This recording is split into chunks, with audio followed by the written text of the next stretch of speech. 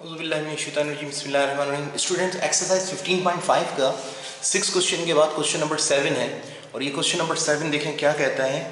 कहता है कि question number 7 a tree of 180 decimetre, ठीक है, तो 180 डेसीमीटर हाइट का एक दरख्त है on one bank of the river. River कहते हैं दरिया को, उसका बैंक कहते हैं किनारे को। उसके एक किनारे पर ये दरख्त लगा हुआ है, दरिया के एक किनारे पर। Max angle of 30 degree, 30 degree का एंगल बनाता है directly on the opposite side of the river. Opposite side यानी रिवर की जो दूसरी साइड है वहां पर एंगल बना रहा है 30 डिग्री का।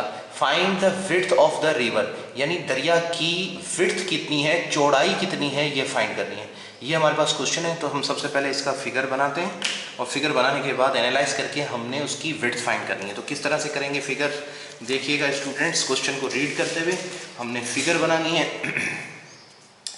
तो एक दरख्त है 180 डेसीमीटर उसकी हाइट है। तो पहले मैं दरख्त बनाता हूँ स्टूडेंट्स, देखिएगा मेरी ड्राइंग इतनी ख़ास नहीं है, लेकिन लेट सपोज करते हैं कि ये दरख्त है और इसकी जो ये हाइट है यहाँ से लेकर यहाँ तक, ये जो इसकी हाइट है वो 180 डेसीमीटर 180 डेसीमीटर है, ठीक है। तो 180 डेसीमीटर इस दरख्त की हाइट है। इस दरख्त जो है ये दरिया के एक किनारे पर है, ठीक है। तो ये दरिया बह रहा है, ये पानी है, इसके एक किनारे पर है, ये पानी बह रहा है, ठीक है। तो यहाँ पर ये पानी है और दरिया का ये दूसरा किनारा है। तो आप बताएंगे कि पानी यहाँ से आ रहा है या यहाँ से आ रहा है। तो स्टूडेंट पानी जो है इधर से अगर बहता हुआ रहा है तो दरख्त दरिया के बीच में कैसे हो सकता है? कभी दरिया के बीच में आपने दरख्त देखा है? हो ही नहीं सकता, ठीक है। और ना ही पानी यहाँ से आ रहा है, अगर यहाँ से भी आ रहा है तो जाहिर है यहाँ पीछे से आ रहा होगा। तो पानी ना यहाँ से आ रहा है ना वहाँ से आ रहा है, पानी ये ऊपर से यूं जा रहा है और सीधा आगे की तरफ जा रहा है, ठीक है ना। तो अब यहाँ पर ये दरिया का किनारा है, ये दरिया है, चौड़ाई है दरिया की, ठीक है ना। दरिया ऐसे बहता हुआ जा रहा है यूँ, ठीक है। तो अब ये एक किनारे पर ये भी ज़मीन है, इस तरफ खुश्की है और इस तरफ भी खुश्की है। ये खुश्की साइड है, इसको हम ऐसे कर देते हैं ब्लू पेन से कि ये ज़मीन की साइड है, ये भी ज़मीन की साइड है, दोनों तरफ ज़मीन है, बीच में से ये दरिया क्रॉस कर रहा है। तो अब एक साइड पर अगर ये दरख्त है और इसकी 180 डेसीमीटर हाइट है, दरिया के दूसरे किनारे पर एंगल जो वो बना रहा है वो 30 डिग्री का है। क्वेश्चन के अंदर था कि एंगल जो है वो 30 डिग्री का बना रहा है। तो यहाँ जो एंगल बना रहा है वो 30 डिग्री का एंगल बना रहा है। तो हम यहाँ पर लिखेंगे एंगल 30 डिग्री का, और ये हमारे पास फिगर है। और ये कहता है कि अब ये जो दरिया की जो चौड़ाई है यहाँ से लेकर यहाँ तक, ये कितनी है। तो हमने ये फाइंड करना है कि कितनी है, विड्थ कितनी है इसकी। तो हम ये W कर देते हैं, इजिकल्स टू क्वेश्चन मार्क कर देते हैं। ये तो हमारे पास है ना फिगर बन गई क्वेश्चन के मुताबिक कि 180 डेसीमीटर एक दरिया के किनारे पर दरख्त है, दूसरे किनारे पर से एंगल 30 डिग्री बनता है दरख्त की ऊंचाई तक। 180 डेसीमीटर इसकी हाइट है दरख्त की, इस दरिया की चौड़ाई कितनी है, W equals to question mark. तो अब इसका फिगर हम बना लेते हैं यहाँ पर स्टूडेंट्स। देखिएगा ये एक रफ इसका फिगर बनाएंगे ज़रूर। ये क्वेश्चन के बाद हम इसका फिगर बनाएंगे। इसका एंगल 30 डिग्री का है, ये 180 डेसीमीटर की हाइट है इस तरफ, और ये जो W है इजिकल्स टू क्वेश्चन मार्क है। अब बिल्कुल सिंपल है क्वेश्चन का सोल्यूशन, वैसे ही जैसे कि हम पहले सवालों को समझते हैं। तो हमें ये अननोन साइड फाइंड करनी है, तो एक नोन एक अननोन इस एंगल के रिस्पेक्ट रखेंगे। तो इस एंगल का ये है एल्टीट्यूड और ये है बेस। तो एल्टीट्यूड अपॉन बेस कौन सा फंक्शन हो जाएगा? Altitude upon base tangent function हो जाएगा। तो हम लिखेंगे टेंजेंट 180 इजिकल्स टू एल्टीट्यूड कितना, सॉरी एंगल जो है वो 180 नहीं है 30 है। इसको लाइन लगा देते हैं, यहाँ दोबारा लिख लेते हैं टेंजेंट 30 डिग्री का एंगल है क्योंकि 30 डिग्री। तो equals to altitude upon base, तो एल्टीट्यूड है 180 अपॉन बेस कितना है, W है। अब इसके मुताबिक हम सवाल को हल करेंगे। तो टेंजेंट 30, तो ये 1 अपॉन रेडिकल 3 के बराबर है, ठीक है। तो हम टेंजेंट 30 की वैल्यू लिखेंगे 1 upon radical 3 equals to 180 upon W। और अब इसके मुताबिक हम चेक करेंगे कि हमारे पास वैल्यू क्या आ रही है। तो हम यहाँ से इस तरफ आ जाते हैं, ये W को अकेला करना है तो यहाँ डिवाइड करा वहाँ मल्टीप्लाई करेगा, 1 से जाकर मल्टीप्लाई हो जाएगा, और ये रेडिकल 3 1 को डिवाइड करा वहाँ जाकर मल्टीप्लाई करेगा, तो 180 रेडिकल 3 आ गया हमारे पास, ठीक है। तो अब ये W जो है ना विड्थ ऑफ द रिवर है, तो ये हमने फाइंड करनी है, ये हमारे पास आ गया। आप कैलकुलेटर से चेक करेंगे कि ये 180 और रेडिकल 3 किसके बराबर आता है, 311 76 9। तो 7 7 कर देंगे राउंड ऑफ करके, इसको राउंड ऑफ कर लेते हैं, ठीक है ना फिगर को। अगर किसी को स्टूडेंट को ये नहीं समझ में आ रहा राउंड ऑफ कैसे करते हैं तो ये मुझसे पूछ लीजिएगा, मैं समझा दूंगा। 3.11 पॉइंट और 7 6 के बजाय 7 7 डेसीमीटर, क्योंकि ये हाइट जो थी वो डेसीमीटर्स में थी। हम ये लिख देंगे और ये हमारा आंसर है। हम यहाँ पर ये भी लिखेंगे कि विड्थ ऑफ द रिवर, यहाँ लिख कर वजाहत कर देंगे कि width of the river, width of the river, ये रिवर यानी दरिया की चौड़ाई इतनी है। ये हमारा क्वेश्चन का आंसर आ गया, ठीक है। अच्छा, उसके बाद नेक्स्ट क्वेश्चन जो है वो हम करेंगे। क्वेश्चन नंबर 7 के बाद क्वेश्चन नंबर 8 है। स्टूडेंट क्वेश्चन नंबर 8 को देखिएगा किस तरीके से हमने हल करना है। तो क्वेश्चन नंबर 8, इसको लाइन लगा देते हैं। क्वेश्चन नंबर 8 को हल करते हैं। क्वेश्चन नंबर 8, ठीक है, इसको ऊपर कर देते हैं। क्वेश्चन नंबर 8, क्वेश्चन नंबर 8 देखें स्टूडेंट्स, क्वेश्चन नंबर 8 में क्या है उसको भी रीड करते हैं। बुक में पहले देखें क्वेश्चन नंबर 8 ये रहा, और दिखाते हैं आपको क्वेश्चन नंबर 8 ये रहा। इसमें कहता है कि question number 8, the angle of elevation of the top of hill. Hill कहते हैं पहाड़ी को, छोटा पहाड़ यानी हिल। तो the angle of elevation of the top of a hill from a place is of 45 degree in going towards the hill 480 metre from the place, यानी hill की तरफ 480 मीटर और आगे जाते हैं। The angle of elevation of the top of becomes of 60 degree. Find the height of the हिल, यानी hill की height find करनी है, पहाड़ी की हाइट कितनी है। तो हम पहले फिगर बनाएंगे तो इजीली क्वेश्चन सॉल्व हो जाएगा। तो क्वेश्चन को सॉल्व पढ़कर फिगर कैसे बनाते हैं ये आपने सीखना है। द एंगल ऑफ एलिवेशन, जैसे मैं फिगर बना रहा हूँ आपने भी बनाना सीखना है। The angle of elevation of the top of hill from place is of 45 degree, यानी टॉप ऑफ हिल से एक प्लेस यानी ज़मीन पर एक जगह जो है वहाँ पर एंगल 45 डिग्री है। In going towards the hill 480 metre from the place, the angle of elevation top of the becomes of 60 degree, find the height of the hill. तो अब ये इसका फिगर देखें किस तरीके से बनेगा। हम यहाँ पर हिल बना रहे हैं, ये देखें कि हिल मीन्स पहाड़ी है, तो ये एक पहाड़ी समझ लें, तसव्वुर करें कि ये एक पहाड़ी है और ये ज़मीन है। अब इस पहाड़ी से आगे जाकर एक पॉइंट है जहाँ पर angle of top of the hill is equals to 45 degree का एंगल बन रहा था। अब वो कह रहा है कि इस जगह से, यहाँ से कितना मूव कर रहे हैं, 480 मीटर, 480 मीटर आगे मूव करते हैं। यहाँ से हमने चलना शुरू किया और यहाँ पर आके रुके, तो लेट सपोज 480 मीटर का फासला हमने तय कर लिया, लेट सपोज करते हैं। अब यहाँ से एंगल जो बन रहा है वो बन रहा है यहाँ से यहाँ तक का, वो बन रहा है 45 डिग्री का। यानी यहाँ से अगर हम एंगल चेक करते हैं हाइट का तो वो 60 डिग्री का होता है। पहले 45 था, अब 60 डिग्री का एंगल बन गया। अब 60 डिग्री का एंगल यहाँ से बन रहा है, तो वो कहता है कि find the height of the hill. तो ये हाइट है, ये यहाँ से लेकर यहाँ तक ऊंचाई, इसको हमने फाइंड करना है। इसको h is to question mark है, इस फाइंड करना है हमने हाइट ऑफ द हिल। तो अब इस सवाल का फिगर कैसे बनेगा, तो ये देखिएगा, ये तो हमने तस्वीर के मुताबिक बना लिया है, ठीक है।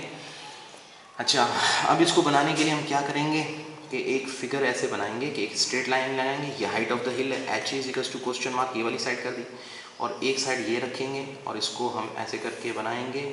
यहाँ पर ये एंगल जो है 45 डिग्री का रखेंगे, और यहाँ से लेकर यहाँ तक अगर हम आ रहे हैं तो यहाँ तक जो है 480 मीटर है डिस्टेंस यहाँ तक, ठीक है। यहाँ से लेकर यहाँ तक का डिस्टेंस 480 मीटर। फिर यहाँ से जब एंगल हाइट चेक कर रहे हैं तो वो बन रहा है 60 डिग्री का एंगल। अच्छा, अब इसमें हमें फाइंड करनी है हाइट। तो अब ये वाली जो साइड है ना, बेस, हमें नहीं मालूम कि कितनी है, तो हम इसका वैल्यू अननोन है, हमें नहीं मालूम। और ये जो वैल्यू है यहाँ से लेकर यहाँ तक ये मालूम है 480 है, तो इसको नाम x दे देते हैं, ठीक है। अब ये फिगर है, इस फिगर को सॉल्व करवाएंगे कैसे। तो यहाँ पर दो इक्वेशंस बनेंगी। इस एक ट्राइंगल, राइट एंगल ट्राइंगल, एक इसको उठाएंगे, एक राइट एंगल ट्राइंगल, ये पूरा ऐसे करके राइट एंगल ट्राइंगल उठाएंगे। मेरी बात समझ रहे हैं, यहाँ से ये पूरा एक राइट एंगल ट्राइंगल। अगर हम यहाँ से ये अलग करते हैं तो फिर ये राइट एंगल ट्राइंगल नहीं बनता, ये वाला। ये अगर हम देखें ना, यहाँ से यूं करके उठाएंगे तो तिरछा हो जाएगा, और ये टेढ़ी लाइन होने से यहाँ पर राइट एंगल ट्राइंगल नहीं बनेगा, क्योंकि हम ये जितने भी क्वेश्चन कर रहे हैं वो राइट एंगल ट्राइंगल की मदद से कर रहे हैं। तो हम ये वाला ट्राइंगल को उठाना भी है, तो हम यहाँ से ये पूरी एक लाइन सीधी आएगी, फिर यूँ जाएगा, यहाँ से ये सीधी यूँ आएगी, फिर उसके बाद यूँ, और फिर उसके बाद ये बनकर ट्राइंगल बनाएगा। तो हम ट्राइंगल्स इसमें से दो बनते हैं। एक ट्राइंगल बनता है ये 45 डिग्री वाला, तो वो इस तरह से बन रहा है यूँ, ये देखिएगा स्टूडेंट्स, ये 45 डिग्री वाला यहाँ से लेकर 45 डिग्री है, ये h is equal to question mark है, और यहाँ से लेकर यहाँ तक की तो वैल्यू हमें बता दी है उसने, लेकिन यहाँ से यहाँ तक की वैल्यू अननोन है। इसकी जो वैल्यू है वो है 480, तो हम यहाँ लिखेंगे 480 और प्लस x, हमें मालूम नहीं है तो x रख दिया हमने, ठीक है। और दूसरा एक ट्राइंगल हम बनाएंगे, वो ट्राइंगल बनेगा यहाँ पर, एक और ट्राइंगल जो मैं यहाँ पर बना देता हूँ। स्टूडेंट देखिएगा कि वो जो ट्राइंगल है वो है 60 डिग्री वाला, तो वो 60 डिग्री वाला ट्राइंगल हमने यहाँ बनाया। ये 60 डिग्री का ट्राइंगल है, और 60 डिग्री का ट्राइंगल में ये h फिर क्वेश्चन मार्क वही साइड है, नहीं मालूम, और ये इसका बेस जो है वो जस्ट x है। तो इस ट्राइंगल से दो ट्राइंगल बनाए, एक ये दो बनेंगे। अब हम इसको फाइंड करवाने जाएंगे, तो किस तरह से फाइंड करवाएंगे, तो ये देखिएगा स्टूडेंट्स किस तरह से सॉल्व करते हैं इसको हम। तो इसका जब सोल्यूशन करेंगे इस क्वेश्चन का, तो वो हम इस तरह से करेंगे कि पहले एक ट्राइंगल को सॉल्व कराएंगे, दूसरे को भी सॉल्व कराएंगे, फिर एलिमिनेशन हो। तो सोल्यूशन यहाँ से हम शुरू कर रहे हैं। सोल्यूशन फिगर आपको नज़र आ रही है। अच्छा, आप यहाँ से इस ट्राइंगल की बजाय पहले इस ट्राइंगल को उठा लेते हैं। इस ट्राइंगल का ये एंगल है, ये इसका एल्टीट्यूड अपॉन बेस, क्योंकि 90 डिग्री यहाँ पर बन रहा है, ये 90 डिग्री बन रहा है, 90 डिग्री के सामने वाली ये साइड हाइपोटेन्यूज है, तो इस एंगल का ये एल्टीट्यूड ये अपॉन बेस आ रहा है। तो एल्टीट्यूड अपॉन बेस कौन सा फंक्शन होता है, एल्टीट्यूड अपॉन बेस, तो ये टेंजेंट का फंक्शन है। तो टेंजेंट हम लिखेंगे 60 डिग्री और एल्टीट्यूड h अपॉन x, ठीक है। तो इसके अंदर भी h को अकेला करेंगे, तो टेंजेंट 60 डिग्री किसके बराबर है, रेडिकल थ्री के बराबर। तो हम यहाँ लिखेंगे रेडिकल थ्री, और ये x जो यहाँ डिवाइड कर रहा है वहाँ जाकर मल्टीप्लाई कर देगा, इज इक्वल्स टू h। ये हमारे पास एक वैल्यू आ गई इस फिगर में से। कौन सी फिगर में से, इस फिगर में से हमने ये वैल्यू निकाल ली। अच्छा, अब उसके बाद हम इस फिगर को फॉलो करते हुए भी वैल्यूज़ निकालेंगे, उसको हम लाइन लगाकर यहाँ से निकाल लेते हैं। इस एंगल का ये एल्टीट्यूड है और ये बेस है, तो एल्टीट्यूड अपॉन बेस वही टेंजेंट का फंक्शन बनता है। हम लिखेंगे टेंजेंट एंगल 45 डिग्री का बनता है, और उसके बाद एल्टीट्यूड क्या है, h है, अननोन है, और बेस जो है वो 480 प्लस x है, क्योंकि पूरा बेस है ना ये, तो ये हमारे पास बेस आ गया। अब टेंजेंट 45 डिग्री जो होता है वो 1 के बराबर होता है स्टूडेंट्स। तो tangent 45 degree is equals to 1, तो 1 को ये 480 प्लस x मल्टीप्लाई कराएगा, तो यही आ जाएगा यहाँ पर 480 plus x is equals to h। तो अब स्टूडेंट्स देखें, यहाँ पर भी h आ गया, यहाँ पर भी, क्योंकि इस इक्वेशन का आंसर नहीं आएगा। क्यों नहीं आएगा, क्योंकि इस इक्वेशन में दो अननोन है, एक x भी अननोन है, इसकी वैल्यू हमें नहीं मालूम, और एक हाइट ये h भी अननोन है, तो इसलिए फिगर का आंसर नहीं आएगा। इसमें देखें तो भी दो अननोन है, एक x है, h है। जब इस तरह की सिचुएशन आ जाए कि एक इक्वेशन में दो अननोन आ जाए, तो एलिमिनेशन एक मैथमेटिक का मेथड है, वो फॉलो करना पड़ता है। उसमें क्या करना पड़ता है, देखें ये भी h की वैल्यू है और ये भी h की वैल्यू है, तो ये दोनों h हैं, तो h के बराबर होगा ना। तो हम इसको एलिमिनेशन ऐसे करते हैं कि हम कहेंगे कि since h is equal to h, क्योंकि h तो h के बराबर है, तो h की एक वैल्यू जो है वो रेडिकल 3x और दूसरी वैल्यू है 480 प्लस x, ये दोनों वैल्यूज आ गई। तो अब हमने x को अकेला करना है, तो हम x को अकेला किस तरह से करेंगे, हम ये 480 जो यहाँ प्लस कर रहे हैं वहाँ माइनस करवाने भेज देंगे, तो ये हो जाएगा नहीं, इस x को उस तरफ भेज देते हैं ताकि पॉजिटिव रहे, तो ये हो जाएगा रेडिकल 3x माइनस का x इज इक्वल्स टू 480, सही है। तो अब ये x का रिश्तेदार है, ये इस तरफ आ गए, तो इनका बेस पावर सेम है, इसके कोफिशिएंट आपस में हल होंगे, ये आपस में प्लस माइनस अगर नहीं हो रहे तो हम x कॉमन निकाल लेंगे, तो ये रेडिकल 3 माइनस का 1 हो गया और ये x कॉमन हो गया 480 आ गया। उसके बाद हम क्या करेंगे कि ये देखें, अगर नज़र नहीं आ रहा तो इसको आगे कर लेते हैं। उसके बाद स्टूडेंट देखें कि हम क्या करेंगे, x को अकेला करना है, तो हम यहाँ x को इस तरफ ले आएंगे, x is equals to radical 3 minus का सॉरी, इसको यहाँ से मैं काट देता हूँ। देखें x इज इक्वल्स टू, ये रेडिकल 3 माइनस 1 जो है x को मल्टीप्लाई कर रहा है, तो 480 को जाकर डिवाइड करेगा, तो हम लिखेंगे पहले 480 डिवाइडेड बाय रेडिकल 3 माइनस का 1, ठीक है। तो अब ये रेडिकल 3 माइनस 1 480 को डिवाइड करेगा, तो x इज इक्वल्स टू, अब कैलकुलेटर पर इसको चेक करेंगे कितना बनता है। स्टूडेंट है कि स्टूडेंट मिस्टेक कॉमन होती है कैलकुलेटर में, वो उस चीज़ का हमने ख्याल रखते हुए इसको हल करना है। तो अब स्टूडेंट्स यहाँ पर देखें 480 को रेडिकल 3 माइनस 1 डिवाइड कर रहा है, तो हम पहले लिखेंगे रेडिकल 3 माइनस का 1, तो इसकी वैल्यू जो आएगी ये हमारा आंसर आ गया है। इसको हमने डिवाइड करवाना है 480 से, तो हम लिखेंगे 480 डिवाइडेड बाय आंसर। जो आंसर है ये जो वैल्यू हमने निकाली थी, तो इसलिए आंसर वाला बटन दबाएंगे। कैलकुलेटर के अंदर ये देखें आंसर लिखा हुआ है, इस आंसर वाले बटन दबाने से जो हमारी वैल्यू हमने निकाली थी ये वाली, ये उसके आंसर में आ गई 480 डिवाइडेड बाय आंसर, यानी आंसर जो है रेडिकल 3 - 1 है। तो अब इसके बाद हमारे पास आंसर इजी कस्टू करके देखें तो हमारे पास आंसर आ रहा है 655.69। तो ये हमारे पास x की वैल्यू आई है 655.69, तो राउंड ऑफ कर देंगे तो 7 हो जाएगा, तकरीबन 7। तो ये हमारे पास वैल्यू आ गई है, x की वैल्यू आ गई, ठीक है ना, x। और ये जो हमारे पास हाइट दे रहे थे मीटर में दे रहे थे, तो ये मीटर में आ गए। तो अब ये x क्या है, तो फिगर के अंदर अगर हम देखें तो x हमारी ये वाली वैल्यू है। हमें फाइंड h करना है, x नहीं फाइंड करना है, h फाइंड करना है, हाइट ऑफ द माउंटेन।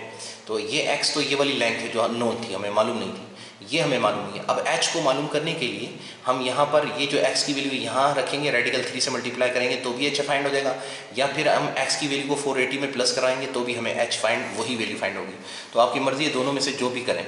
तो मैं यहाँ पर इसको इस वैल्यू में लेकर आकर डाल देता हूँ और h की वैल्यू फाइंड करते हैं। तो मैं यहाँ लिख रहा हूँ, देखिएगा स्टूडेंट्स, ये लाइन लगाकर मैं लिख रहा हूँ कि h इज इक्वल्स टू यानी हाइट ऑफ द माउंटेन, और हाइट ऑफ द माउंटेन यानी x रेडिकल 3।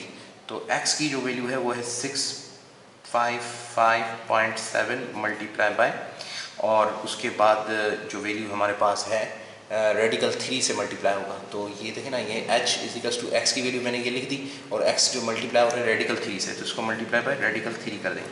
अब कैलकुलेटर पे चेक करें, इसको वैल्यू को हमने जो लिखा हुआ है इसको हम मल्टीप्लाई करवा देते हैं, मल्टीप्लाई और ये रेडिकल 3 के साथ, तो हमारे पास जो वैल्यू है उसका आंसर आ जाएगा। यह आ जाएगा, आंसर आया है स्टूडेंट्स, आपको शायद नज़र आ रहा हो, तो हमारा आंसर जो आया है वो आया है height of the mountain is equals to 1135 point round off करके 769 है, पर राउंड ऑफ करके 7 भी हो सकता है, या फिर हम वैल्यू को उठा लेते हैं 69 मीटर। तो ये हमारे पास आंसर आ गया है हाइट ऑफ द माउंटेन। हम यहाँ लिख सकते हैं height of the mountain, height HEIGHT, height of the mountain. Mountain की हाइट इतनी है, MOUNTAIN, माउंटेन। तो ये हमारे पास इसका आंसर आ गया इस क्वेश्चन। स्टूडेंट समझ आ रहे हैं? तो ये हमारे पास आंसर है हाइट ऑफ द माउंटेन। ये क्वेश्चन नंबर हमने 8 हल किया है। स्टूडेंट्स नेक्स्ट क्वेश्चन को समझने के लिए नेक्स्ट वीडियो में देखिएगा।